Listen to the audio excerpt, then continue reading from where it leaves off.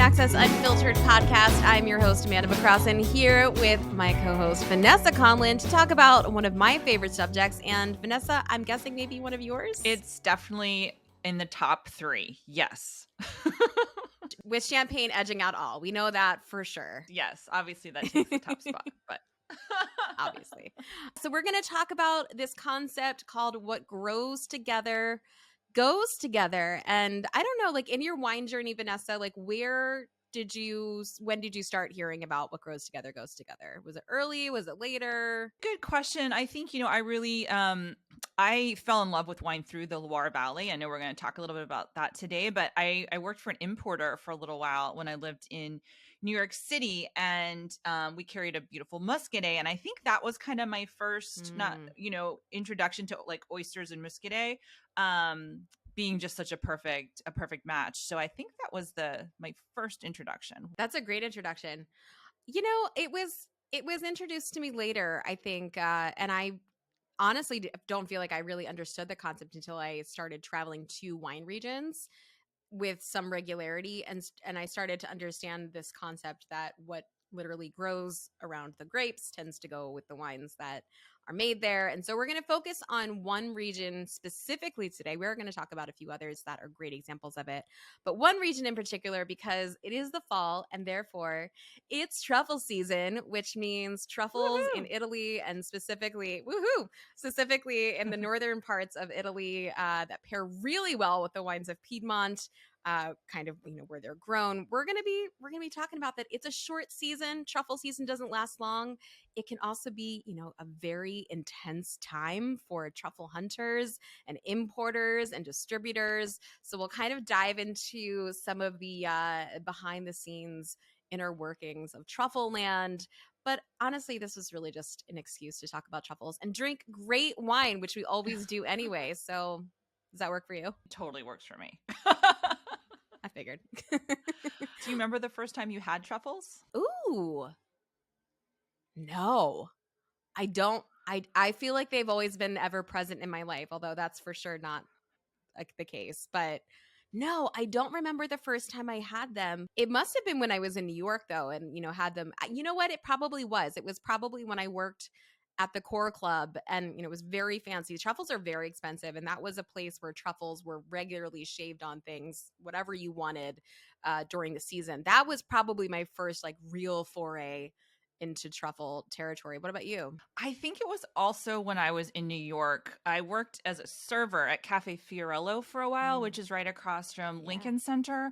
And I think it was there because I definitely remember watching the chef come out with this box, and it looked like a jewel box or something, and then he opens it up and he's showing the guests what he's about to shave, and it was a totally foreign concept to me, and I was like, they don't actually look that appetizing, but they don't. People clearly like them because they're spending a couple $100 on them. They open the box and you expect there to be like a diamond, but instead it's like it literally looks like an animal excrement or something. It does not look as appetizing as it actually is. I mean, it does kind of. You're so right. Yeah, it does. They are so delicious. And yeah, I mean, obviously very expensive. So I'm usually waiting for someone else to foot the bill when I order them, but you don't have to like go over the top. You can definitely get them at restaurants, but you can also enjoy them at home with great bottles of wine. So I'll give you a little hack for that. And let's dive into some cultural events because some really interesting things have been happening. I feel like we can't get through a podcast without talking about another winery acquisition.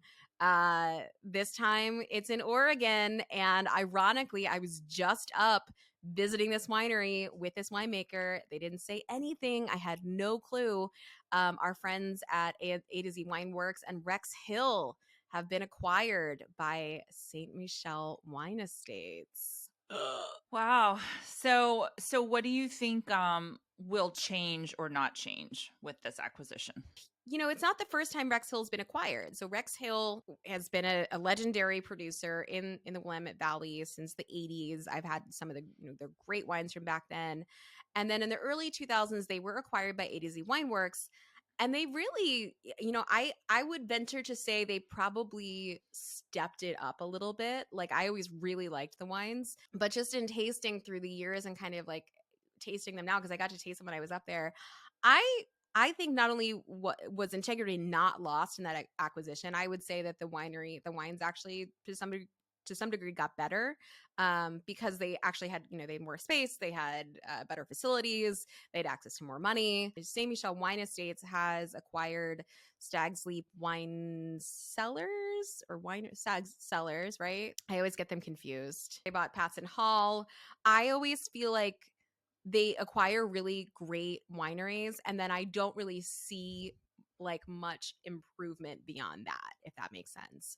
So that's just sort of like my candid take on it. So I don't know if it's good or bad. I think it's okay. I still think Patson Hall wines are great. Do I think they've improved? No. I think they're, they are what they are. And I'm still very, very happy to drink them. But I don't think it's an acquisition like, when Stony Hill or Burgess or, those are great legendary classic producers that I'm actually really curious to see what new hands will do. I don't know how I feel about this. I've never seen Saint Michel do anything that and maybe I just don't drink enough of their wines. I've never seen them do anything that I've been like, wow, that's a really great improvement, but who knows?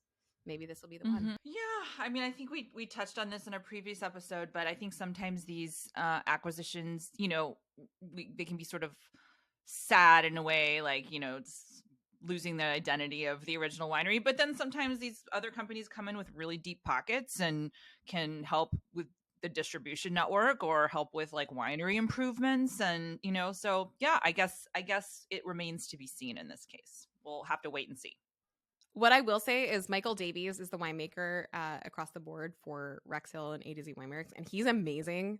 I really, really like him as a person and as a winemaker. So I think as long as he stays on board and like keeps that team doing what they're doing, I think it's going to be a lovely partnership moving forward.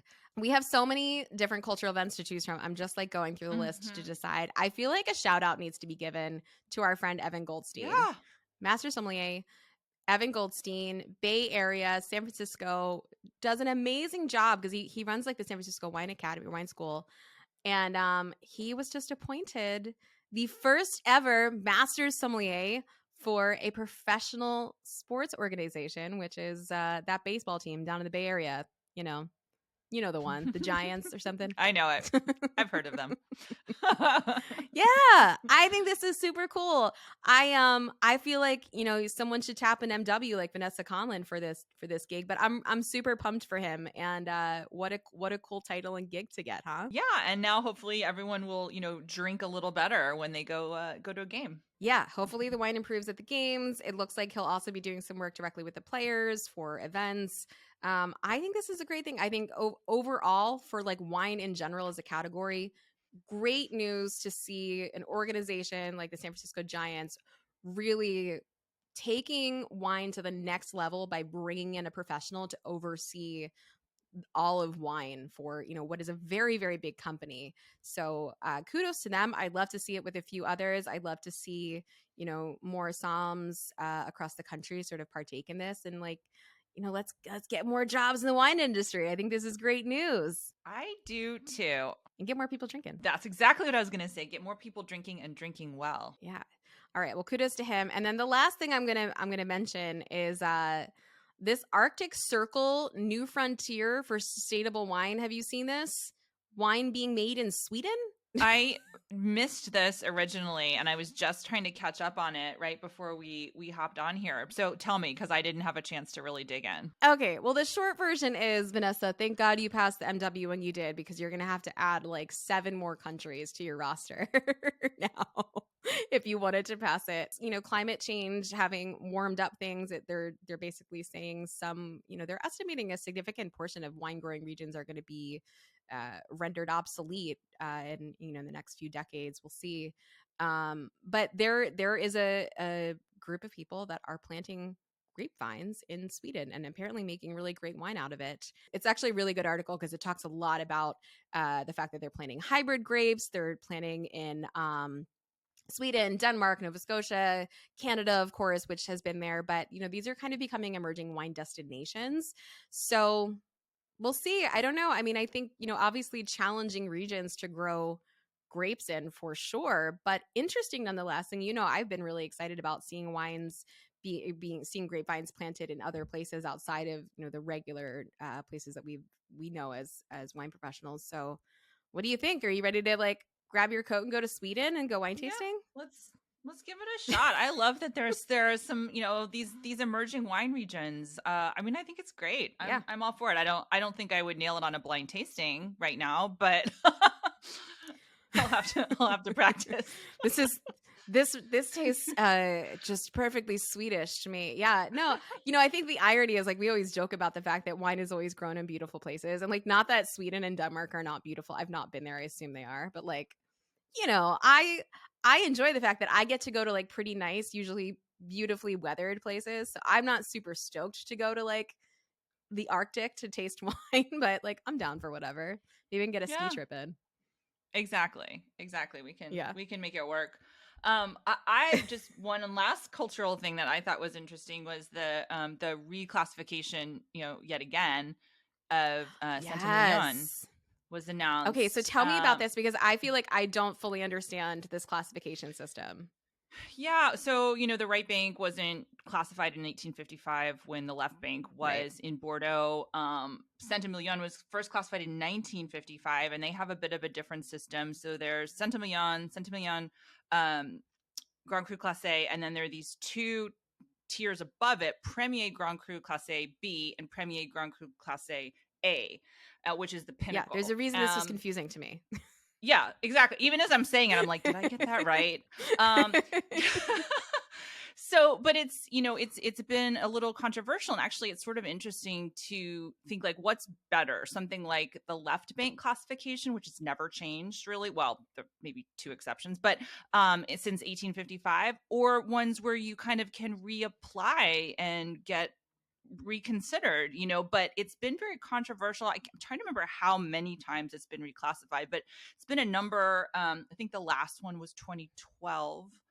And a lot of wineries have been very angry. They think it's a political thing. They don't think it's been fairly run. So a lot of wineries just opted out of the classification system altogether after that. I think Ausson, Cheval Blanc, Angelus, Right, maybe right, right, right. Gaffelier, they all are just like forget this. Like, we make great wine. We don't need your silly classification system that doesn't seem to really, necessarily be based in fairness or flavor. Mhm. Mhm. And so they just did it, and Figeac was promoted to Premier Grand Cru Classé A, and now it's just one of two with Chateau Pavie in that category. So I'm sure they're pretty stoked. It's interesting because I wonder, obviously the New World doesn't have classification systems like this, right? They don't really exist outside of Europe. And I almost wonder if like the success of the California wine industry and other wine regions has really allowed or at least given permission to the Cheval Blancs and the Ozones of the world to just be like, listen, we have great distribution. People like our wines. If they can sell wines like crazy in other places without a classification system, like why would we not do the same? So, I think it's really unprecedented in a lot of ways for a French winery in Bordeaux to step outside the cultural norm and break rules because it's not something you see a lot. I mean, it is very tradition. It's by the book there. We do things because this is how we've always done them. So the fact that they broke away from the system is really interesting. I think I like this reclassification system, although I always call into question whether a classification system like this is necessary or even beneficial. But I we go, I think as like wine pros, especially here in Napa, like we talk about this a lot. Like, should there be a classification system for vineyards? Like, should we be classifying our properties? And the reality is like, there's too many politics involved in anything. And if you try to think about what that would look Yes. like here in Napa, like just try to imagine that in Bordeaux. And essentially like, that's why it took as long as it did, but also why, a lot of people are like, screw this. Like, we're not going to do this. This is crazy. This means nothing. So politics Mm-hmm. are definitely a big factor in that, I assume. Yeah, I think Napa, it's way too political in Napa to ever do that. Well, in many regions, but definitely Napa. Congratulations to Figeac. Congratulations to us because we have another great review. Let's hear This it. week's review. Let's hear it. This week's review is from Cheeky bastard, but all the vowels are gone from Cool. bastard, so that's why it could be bustard or something. I don't know. They said, entertaining and informative show about wine and life. I love how this show explores the wine passions of famous and semi-famous people. They care about the same things in wine and life as the rest of us and are eager to learn more about wine. The hosts do a great job interviewing. Thanks. Entertaining and educating as well. Thank you so much to Cheeky Bastard for the kind words, and let's dive into the show, shall we? Let's do it. All right. Well, for those of you joining us who are in the wine club, you should have out a delicious bottle of Italian wine, especially delicious because it's actually really reasonably priced. And I think, Vanessa, did you find this wine? Is Yes. this a VC special? This is a VC special. This is indeed. Yes. So this is the Starta. This is the Peyton Langhe Nebbiolo. So lots to talk about with this property. Very reasonably priced. I think it's around 20, in the low 20s. But one of the oldest wineries in all of Barbaresco. It's interesting because this is not a Barbaresco though. This is a Langhe Nebbiolo, which is, people can make Langhe Nebbiolo from areas that fall sort of just outside of the appellation, but they can also just sort of declassify their young vines, which is what happened in this case. So this is actually from like one of the top crus vineyard sites, but kind of younger vines, and as a result, kind of we'll taste it, but fresher, earlier drinking, and so much more affordable too. I used to put Cru Beaujolais and like Langhe Nebbiolos in the same category, and then Cru Beaujolais got extraordinarily expensive. And so, but Langhe Nebbiolos never have. And so you're right. I mean, it's sort of these like baby Barolo Barbarescos that you can get in like the $20 to $25 range, and they're delicious. I mean, I think most people will tell you from the region, like this is what the winemakers and the wineries drink while they're waiting for those Barolos and Barbarescos to age and do their thing, because they do take extraordinary amounts of time to come around. I mean, Nebbiolo is it's a beast of a grape. I mean, I always label it as like super tannic, high acid Pinot that like just is completely unforgiving. But then once it does come around, it's beautiful and it's ethereal, and there's nothing else in the world that tastes like it. And truthfully, I know there's a lot of growers out there who grow Nebbiolo. Nebbiolo is one of those grapes that I struggle to enjoy outside of the region of Piedmont. I will flat out say I have yet to find a Nebbiolo outside of those regions, and I'm like, I'm down with this. I agree with you. I've tasted some from, there's some people are growing it in California and even in Napa, but I've tasted recently, there seems to be a lot of Nebbiolo being planted in Australia. And I always give it an open mind, an open palate. It's just not the same. I agree with you. Like it lives in Piedmont. Yeah. Even the name of it, right? Because like Nebbiolo is named for the nebbia, which means fog, which arguably is because the fog that's in this area that gets pulled in. But also some people say it's because Nebbiolo has sort of like a white powdery note that like forms on the skins. But I like to think it's the fog. I think it's the fog. Fog plays a big role in wine growing. So let's talk a little bit about what grows together, goes together, and this concept of wine and food pairing. So this is something that I always like to remind people, because when you're talking about how to pair food and wine, this is one of the great things that you can sort of revert back to. And what I always tell people is like, if you're drinking a wine from, let's say like Europe, right? Like, and you're drinking a wine specifically from a particular region, go ahead and Google what like the famous dishes are from that place. 9 times out of 10, that's going to be your best bet for what to pair with that. And you could also reverse engineer that, right? If you're having wild boar ragu and you Google, where is wild boar ragu famous? And you see Tuscany, like grab a Tuscan wine. But it's this concept that, whether it's scientific or not, I think remains to be seen. But it's this concept that often the produce and the protein that is harvested around the same season each year have complementary flavor profiles. And so one of the great examples of that is Barbaresco and pork. And of course, we've got a Langhe Nebbiolo, which is, baby Barbaresco. But pigs and boar often harvested in the fall after being, fattened up a little bit on local forageable material in the woods like chestnuts and hazelnuts. They have like a sweet, nutty, spicy flavor that complements, and that can also be often found in Barbaresco as well. So, pork and Barbaresco, I always, say pork and Pinot, but I think Barbaresco is really the ideal pairing when you're talking about like, especially pigs and wild boar and things like that. And then when you get into the spring, spring, you've got this beautiful asparagus, peas, herbs that are often used to make these spring risottos that pair beautifully with things like Pinot Grigio, gorgeous, high acid, bright wines. And of course, truffles being from, the northern regions of Italy and Piedmont. There's so many different dishes that you could do with truffles. And so it's an interesting what grows together goes together moment for truffles and Nebbiolo. But I think it's one worth noting that, if you're going to be enjoying some great bottles of Italian wine from the Piedmont region, like you got to grab a truffle or something. Like that's just, I've done that. Have you done that before? Like I've actually done it. I And it's haven't. unbelievable. I have not. So I did a dinner a couple of years ago, and the chef was like, "What are you drinking?" And we were drinking an old '60s Barolo.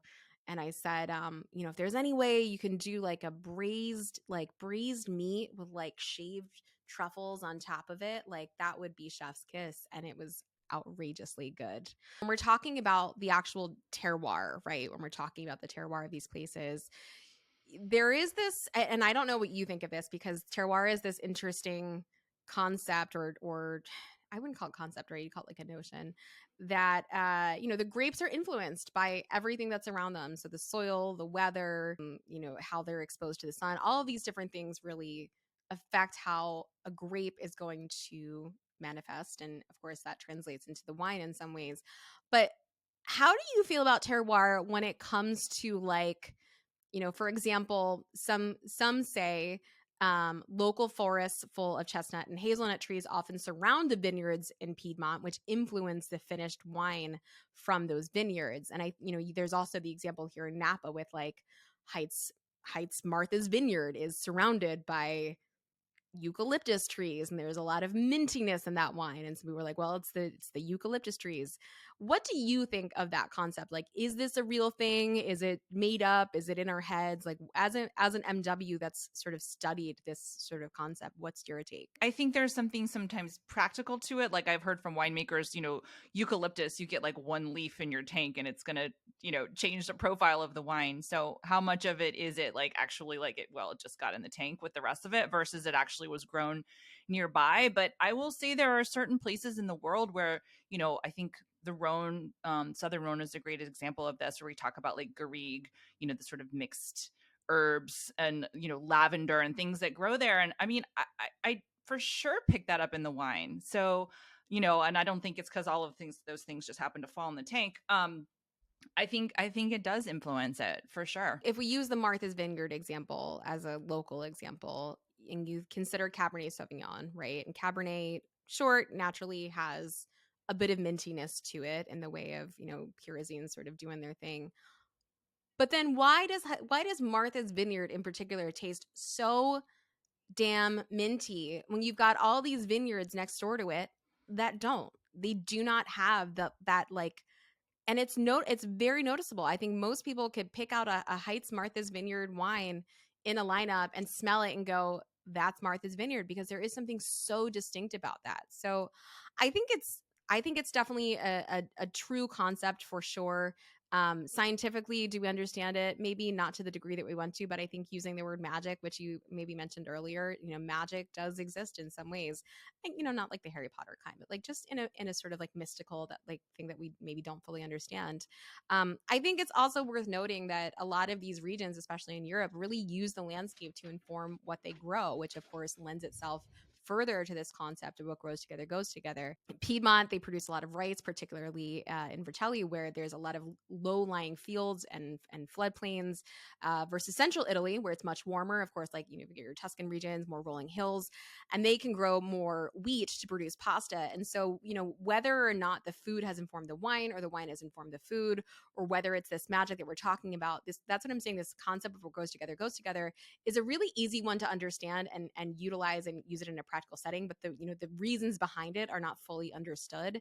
It just seems to be a really good rule to live by. And then of course you've got your cultural traditions, right? You've got regionally, you couldn't always travel to as much as we do now, right? Like I'm heading to Portugal soon. Like I get to travel and go to lots of different places, but before, it was like you made what went with the wine, or you made the wine to go with the food, and it was because you didn't have the opportunity to export and import wines and export and import foods like you do today with such, normalcy and regularity.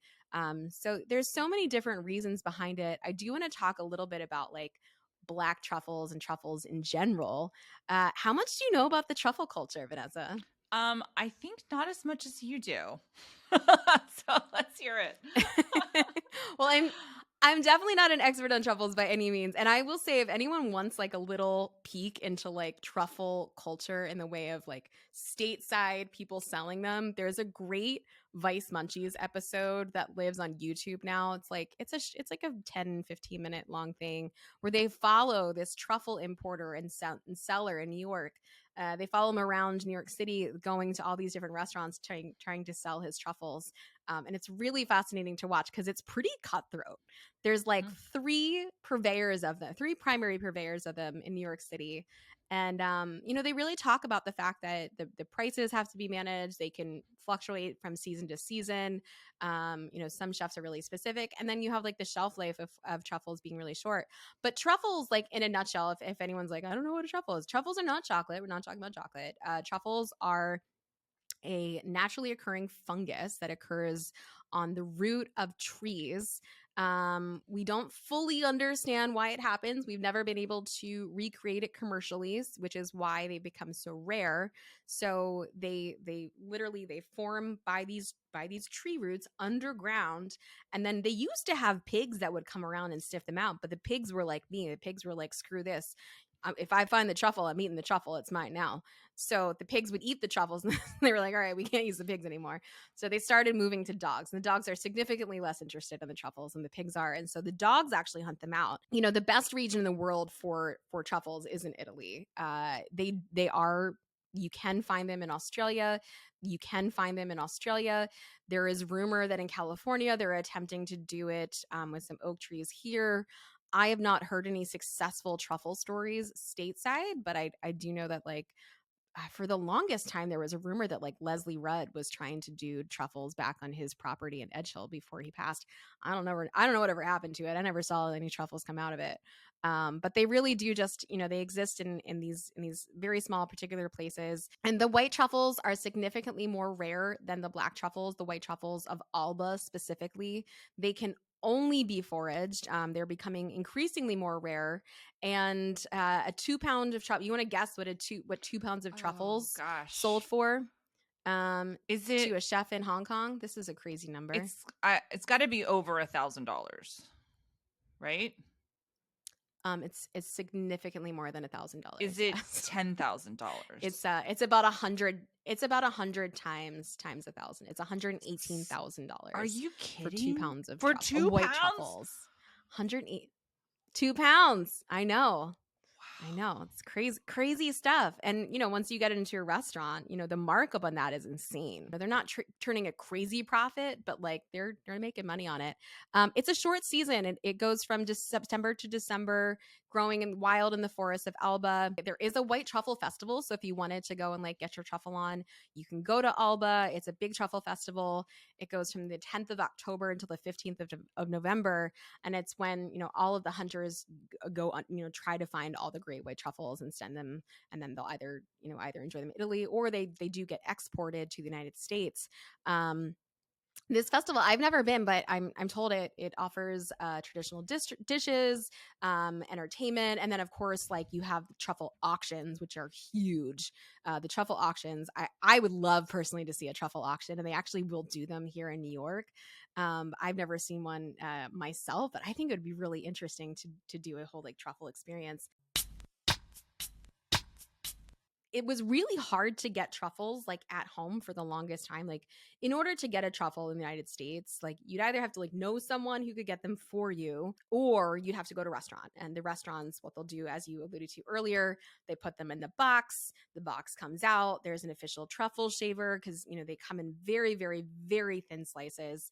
And I should know, are you more of a black truffle or a white truffle person? This is like, it's kind of a telling question. I have to say, I don't think I've had enough white truffles to answer that question. I've had black truffles, but yeah, I don't. I struggle to think if I've even ever really had them. Shocking, I know. Okay, well let me help you out because there's ways to enjoy Okay. both. So the black truffles, slightly less aromatic. To me, they have more of like a savory like base note to them. And they're really good to eat, and they're really good like if you want to do like a proper truffle fry like they do at Bouchon where there's actually like truffle pieces on it. Black truffles is what you'd use for that because they texturally I find are a little bit nicer.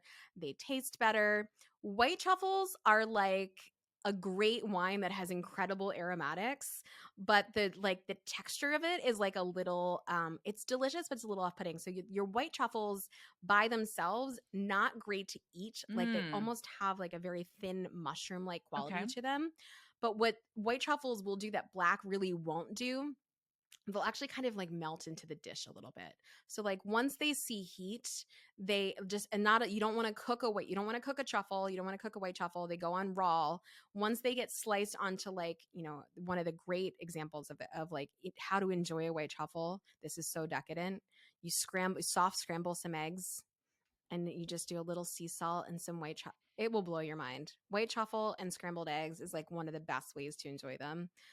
I would argue that perhaps like a pasta dish would be just second to that.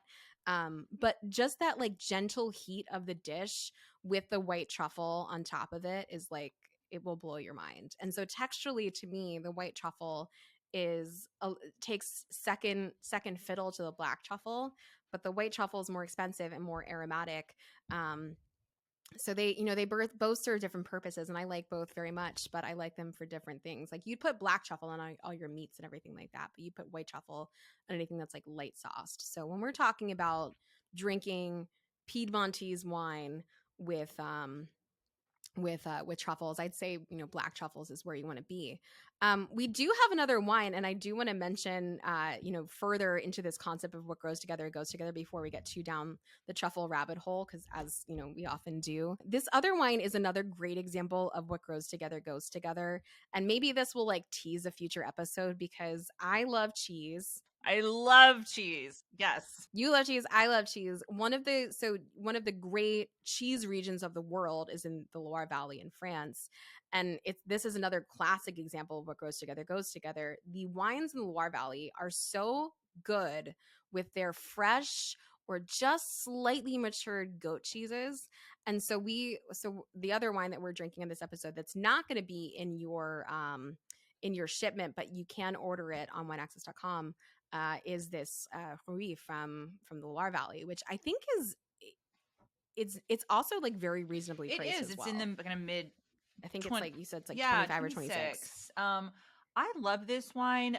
Exactly for the reasons you said, like especially goat cheese from the Loire with its high acidity pairs so well Mm-hmm. with Sauvignon Blanc. But I also love this wine because I think almost any wine lover, wine appreciator in the world knows Sancerre and surely has tasted Sancerre, and it has sort of as like a brand name Yeah. recognition. Yeah. But this is also 100% Sauvignon Blanc. It's not far away from Sancerre, and I love for people to try it, especially now because Amanda, I'm sure you've been hearing about, we've had some really short vintages in Europe in several regions. I mean, Yes. Burgundy has suffered a Yes. lot, certainly, but so also have, portions of the Loire Valley like Sancerre, where in, 2020, 21, we're looking at like significant loss. It doesn't mean that the quality is down. It just means that the quantity is down.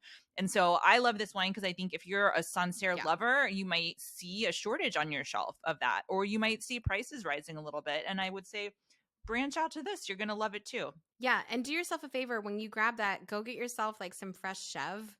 So some fresh goat cheese, get it from the Loire Valley, and just like watch it light up, because the thing, and we'll talk about this maybe in a future episode, the thing with cheese is like it has a lot of hidden acidity. You want really high acid white wines to go with that. So another great example of what grows together goes together, because so many great cheeses made in Loire Valley, so many great white wines made in Loire Valley, they just tend to work really, really well together. So next time you're doing like a cheese board, definitely look to the Loire Valley for reds and whites for that matter.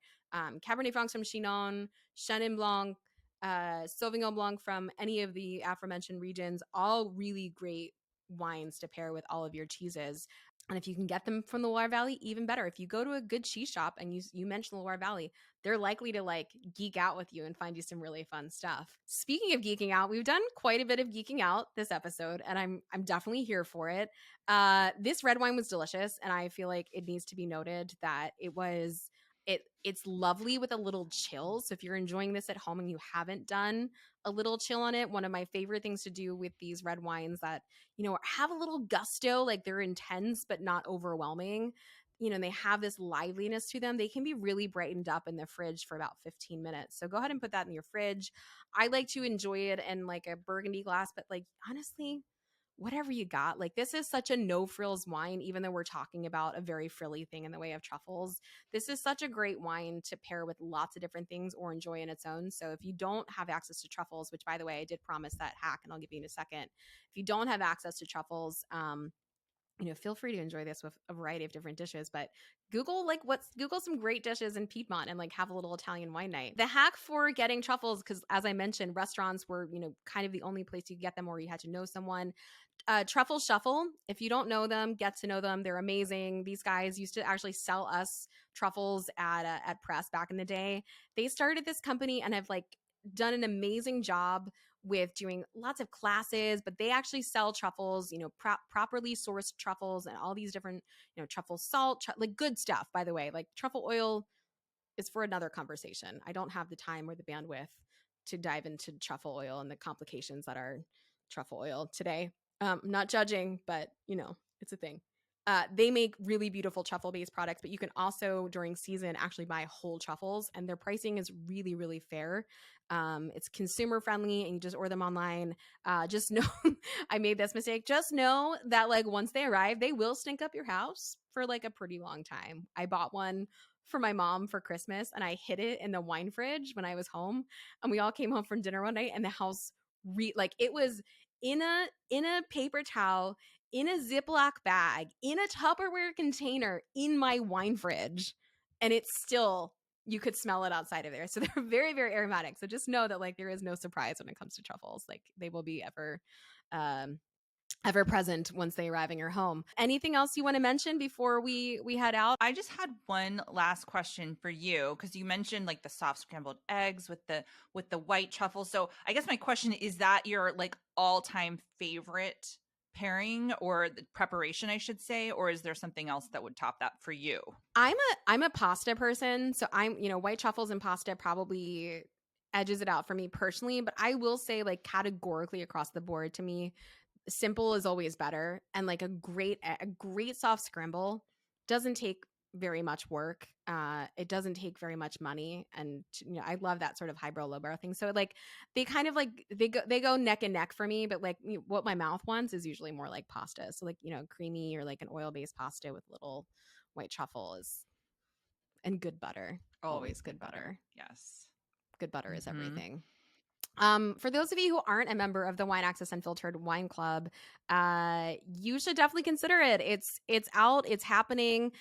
We've got another shipment coming out soon. So if you haven't signed up for it and you want to drink along with us, we are having a lot of fun with it. There's 4 wines in every shipment. It ships 6 times a year. It's $120. And of course, myself and Vanessa select them. And they're, as you all know, always selfless choices because we only want to drink on this show what we like. We have no interest in drinking wines we don't like on this show. So it's selfish in the box as well. It's really coming at you full circle.